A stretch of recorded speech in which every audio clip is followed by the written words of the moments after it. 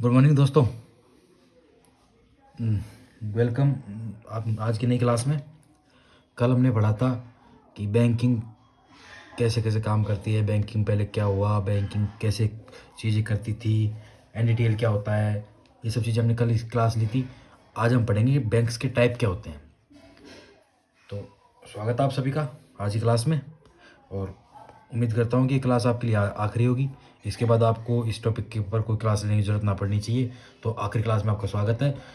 Subscribe कर लीजिए। हम आपको यहाँ संगणक का, अकाउंटेंट का, पीएसआई का सबका सिलेबस आपको कवर करवाएंगे। इसके साथ जुड़े रहिए।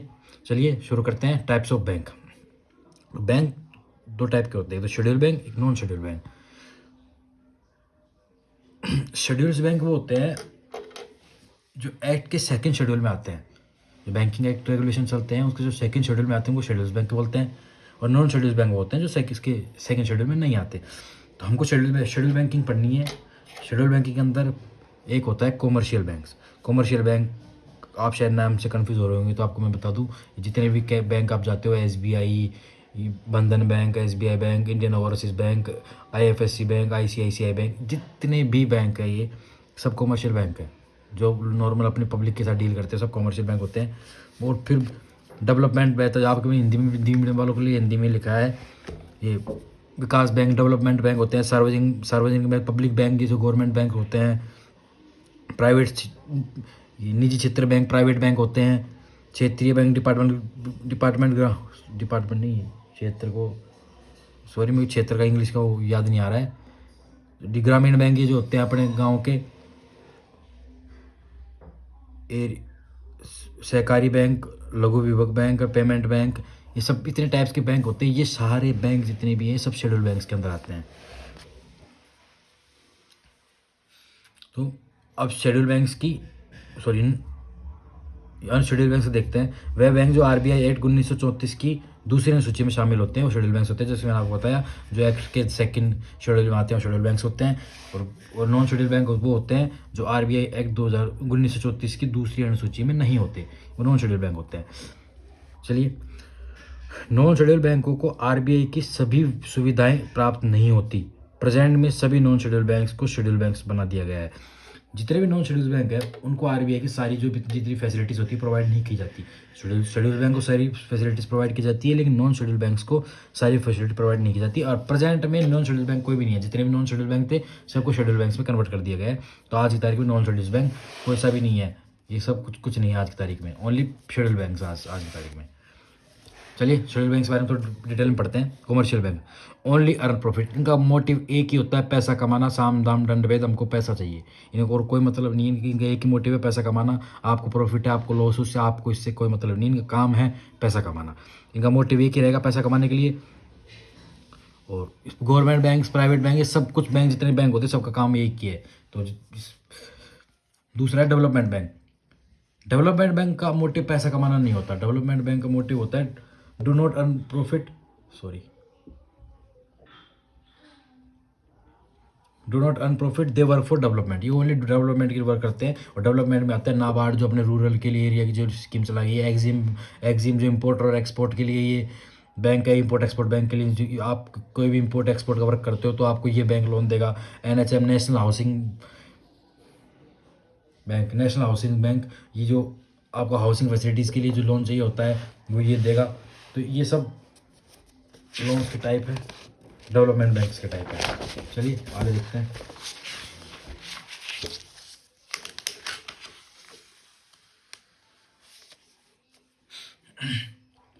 आईडीबीआई डेवलपमेंट बैंक, इनको 1964 में, ये डेट्स याद रखिएगा, डेट्स काम आती है। आईडीबीआई बैंक डेवलपमेंट बैंक था, 1964 में इसकी एस्टेब्लिशमेंट हुआ था। 2004 में किसको कॉमर्शियल बैंक में कन्वर्ट कर दिया गया। तो आज की तारीख में आईडीबीआई बैंक एक कॉमर्शियल बैंक है। पब्लिक सेक्टर बैंक, जिनकी शेयर, कल आपको बताया था पब्लिक सेक्टर बैंक और प्राइवेट सेक्टर बैंक कौन सी होती है, जिसकी शेयरिंग, जिस भी चीज़ की शेयरिंग 51% से ज़्यादा है। अगर प्राइवेट ज़्यादा तो प्राइवेट बैंक हो गया, गवर्नमेंट ज़्यादा तो गवर्नमेंट बैंक हो गया। तो पब्लिक सेक्टर बैंक वही होती है जिसमें 51% से ज़्यादा शेयर गवर्नमेंट के पास हो। पब्लिक सेक्टर बैंक अब प्रेजेंट में टोटल 12 है अभी तक। प्राइवेट सेक्टर बैंक देखते हैं। Share holding is more than 51% of private person. जिस भी प्राइवेट किसी पर्सन के पास, प्राइवेट कंपनी के पास, जिस बैंक के 51% से ज़्यादा शेयर खुद होल्ड करता है तो वो प्राइवेट सेक्टर बैंक हो जाएगा। अगर कोई प्राइवेट आदमी होल्ड करता है तो, अगर गवर्नमेंट होल्ड करेगा तो गवर्नमेंट सेक्टर बैंक हुआ। ये ओल्ड है, ये न्यू है। 1991 से पहले जिन बैंक्स का नेशनलाइजेशन नहीं हुआ था वो ओल्ड में आते थे, और 1993 में, 3 के बाद वाले जिनका नेशनलाइजेशन हो गया, वो 1993 के बाद वाले बैंक ये सब न्यू में आते हैं।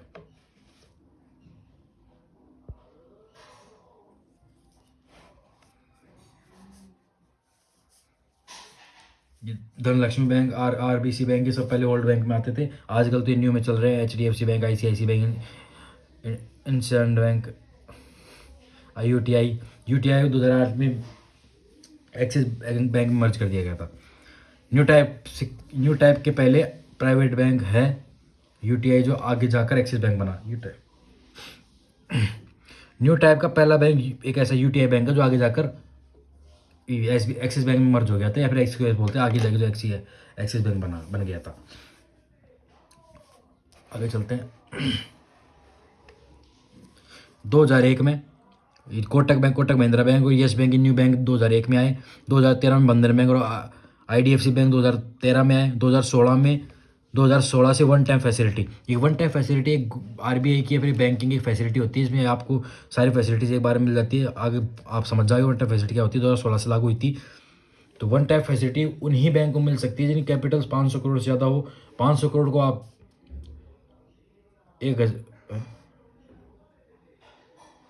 500 करोड़ ज़्यादा हो, और 500 करोड़ को आप 5 अरब भी बोल सकते हो। तो ये वन टाइम फैसिलिटी उनको मिलती है जिनकी कैपिटल या तो 500 करोड़ हो या फिर 1 अरब रुपये, 5 अरब हो, एक ही बात है, 500 करोड़ और 5 अरब। 10 ईयर्स एक्सपीरियंस, 10 ईयर का जिसको एक्सपीरियंस हो उसी बैंक को वन टाइम फैसिलिटी मिल सकती है। नहीं कि आज कोई बैंक नया खुला है उसको साथ के साथ वन टाइम फैसिलिटी प्रोवाइड कर दी जाएगी, नहीं, वन टाइम फैसिलिटी उसी बैंक को प्रोवाइड होगी जिसको 10 साल का एक्सपीरियंस होगा। 25% ब्रांच रूरल, जिस भी बैंक को वन टाइम फैसिलिटी उसके 25% ब्रांच रूरल एरिया, जो गांव के अपने पिछड़े एरिया होते हैं उनमें उसकी 25% ब्रांच होनी चाहिए। अगर उसके 100 ऑफिस है, 100 बैंक है, तो 100 में से 25 ब्रांच उसके गांव में होनी चाहिए, तभी उसको वन टाइम फैसिलिटी मिलेगी। अगर आप ये कंडीशन फुलफिल नहीं करते तो आपको वन टाइम फैसिलिटीज नहीं मिलेगी। कैपिटल, प्राइवेट बैंक की 500 करोड़ होनी चाहिए, स्मॉल फाइनेंस बैंक की 200 करोड़ होनी चाहिए, और पेमेंट बैंक की 100 करोड़ होनी चाहिए। ये बैंक्स के अकॉर्डिंग कैपिटल डिसाइड की गई है। ये नहीं कि सबके कोई सा भी सबको एक ही लाठी से हाँका जाए, नहीं, सबके अलग अलग उसमें अलग अलग कैपिटल डिसाइड की गई है वन टाइम फैसिलिटी के लिए। आरआरबी, रीजनल रूरल बैंक, 2 अक्टूबर 1975 में इसका ये एस्टेब्लिशमेंट हुआ था। इसका मुरादाबाद, गोरखपुर, भिवानी, जयपुर, मालदा, इनसे इसका स्टार्टिंग हुई थी। पहले ये 5 स्टेट्स में पहले आए थे। ये मुरादाबाद और गोरखपुर यूपी में, भिवानी हरियाणा में, जयपुर राजस्थान में, मालदा पश्चिम बंगाल में, इनसे इसकी स्टार्टिंग हुई थी। प्रेजेंट में 43 है ये आरआरबी, और पहले 200 थी। अब आज प्रेजेंट टाइम में 43 है। सब कुछ मर्ज हो गई, इधर उधर हो गई, सब खत्म हो गया। प्रेजेंट टाइम में 43 चलती है।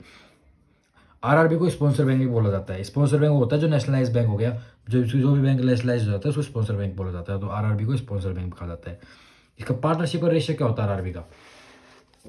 आरआरबी का पार्टनरशिप रेशियो होता है, सेंट्रल बैंक 50% देता है जितना आरआरबी को पैसा चाहिए, स्टेट बैंक 15% देगा, और जो स्पॉन्सर बैंक होता है, जो इसको स्पॉन्सर मतलब जो अपना आरआरबी उसको जो बैंक स्पॉन्सर करेगा, मतलब आरआरबी एक पर्टिकुलर आरआरबी बैंक नहीं चलता, उसको कोई ना कोई बैंक स्पॉन्सर करता है। तो जो भी बैंक उसको स्पॉन्सर करेगा वो 35% उसकी पार्टनरशिप में 35% उसकी रहेगी। 35% पैसा अगर कोई भी चीज़ में चाहिए होगा बैंक को, तो 35% पैसा स्पॉन्सर बैंक देगा, 50% स्टेट गवर्नमेंट देगी, और 50% सेंट्रल गवर्नमेंट देगी। तो हर एक आरआरबी का एक स्पॉन्सर बैंक भी होगा। जैसे कि आईसीआईसीआई है तो आईसीआईसीआई अपना आरआरबी चलाएगी, उसका स्पॉन्सर करेगी, तो उसका खर्चा भी 35% का वहन वही करेगी। फिर कोऑपरेटिव बैंक, कोऑपरेटिव बैंक की थीम है एक सबके लिए सब एक के लिए। इसकी थीम होती है अपनी सबकी। तो कोऑपरेटिव बैंक की थीम ये है।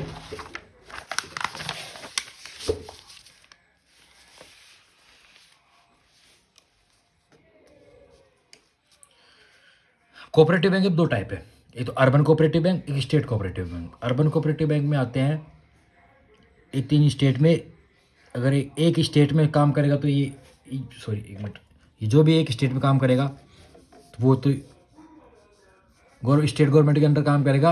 आरबीआई काम, जिसमें हर कोई आरबीआई के अंडर काम करता है। तो जो भी स्टेट एक स्टेट में चलेगा वो स्टेट गवर्नमेंट चलाएगी उसको आरबीआई के अंडर में।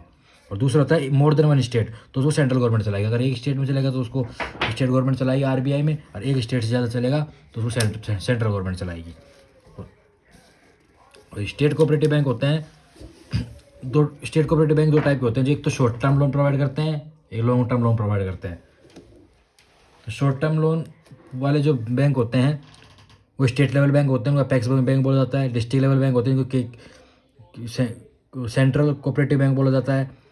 रूरल एरियाज़ वाले primary agriculture and credit society, जो अपने रूरल एरिया में जो अपनी सोसाइटी चलती हैं, छोटी छोटी लोग आपस में पैसे दे के लेते हैं, उनको क्रेडिट सोसाइटीज़ बोला जाता है।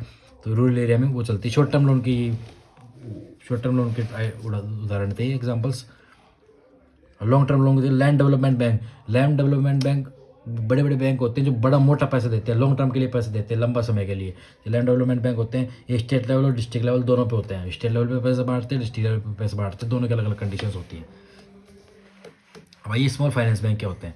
स्मॉल फाइनेंस बैंक का एस्टेब्लिश 2015 में होता उषा थोराट कमेटी की सिफारिश पर। एक उषा थोराट समिति थी, कमेटी, इसकी इसने सिफारिश थी जब जाके 2015 में इसकी स्मॉल फाइनेंस बैंक्स आए थे। इनकी कैपिटल 200 करोड़ रुपये होनी चाहिए।